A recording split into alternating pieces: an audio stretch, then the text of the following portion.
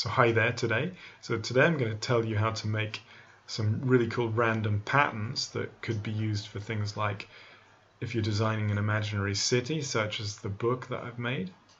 You could use that for that, or you can use it for basically even 3D printing or making designs for your interiors. And the really cool thing about this, it doesn't involve a plugin. So I'm going to select in 3ds Max, what I'm using at the moment, I'm select this plane. I'm going to go to polygon mode. It's really simple. You just go by random, and this thing up here, selection by random on the ribbon, and it'll select things by random. Then the process is what I've been finding, which is really interesting. You go to tessellate, then you go to select by random again, tessellate, select by random, tessellate, select by random, and tessellate. And as you can see, it's made a really interesting pattern. I can quickly select the objects in the middle, this pattern here. I can tessellate that. Okay, then I can go to by random and then select within current selection, and then I can actually extrude this, and then I can go back to select within selection and I can extrude it again like so, and then random select within selection and extrude it again like so. Let's commit to that, and as you can see, it's made a kind of a cityscape very quickly. It's quite nice. Scale it down a bit, you could almost see it. I could almost see that as a really interesting relief on a wall, even on a flat interior wall in real life. Nice pattern. Just quickly show you in another program such as Blender how simple it is as well, and how similar it is. So here's the plane again. You have to go into edit mode in Blender. You know, the controls are always different in different programs, but the concept's the same. I always say the concept's the same, the programs are a bit different. So let's go to subdivide. Okay, random select. Sorry, select random. Oh my god, I can't type so much well anymore. So select random, subdivide. Okay, select random. Okay, and then subdivide. Whoops, subdivide. Oh.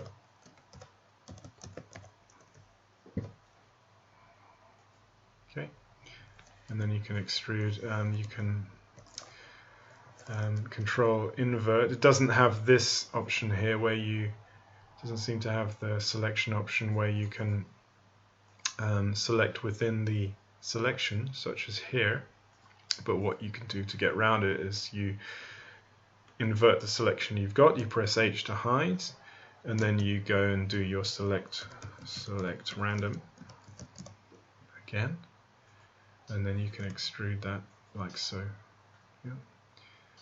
And then obviously it's Alt and H to unhide, like so. So the process is the same in Blender and the program you're using as well. It's just different controls. Let's just delete that masterpiece, and then let's make a cube, a box of cube.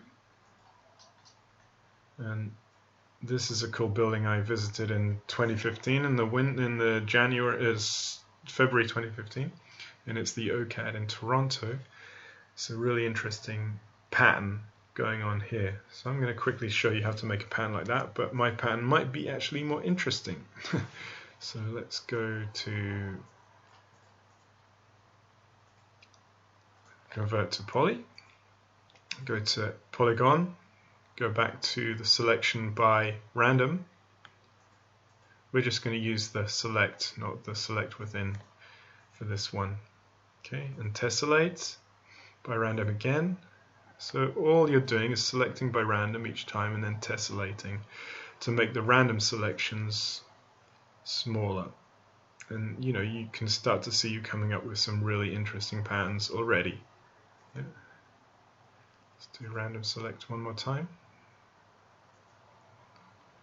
Try and get going on there. Random select. Alright, so that's the selection. Then I'm going to delete all the stuff that's selected. And in your 3D program, you should have a modifier that basically will thicken any just flat faces. So these faces don't have a thickness at the moment. Yeah. So in Max, it's basically shell, and in Blender, it's solidify. In your program, it will be something else. And you just can extrude.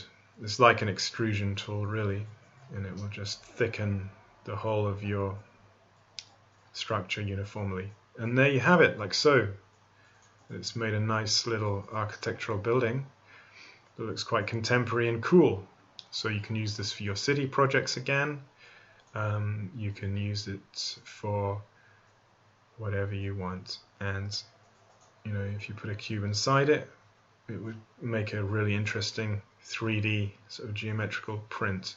Obviously, if it was hollow, that might cause problems when you're 3D printing, yeah, especially for some of these elements that are separated that fall off. That's basically it. So thanks very much for tuning in. Remember to check out my website, jamesabelart.com, subscribe to my YouTube channel, and also, if you're making stuff like this for cities, or you wanting to make imaginary cities, I'd recommend checking out my book on Amazon about how to create cities of the imagination. So thanks very much, and I'll speak to you soon. Goodbye for now.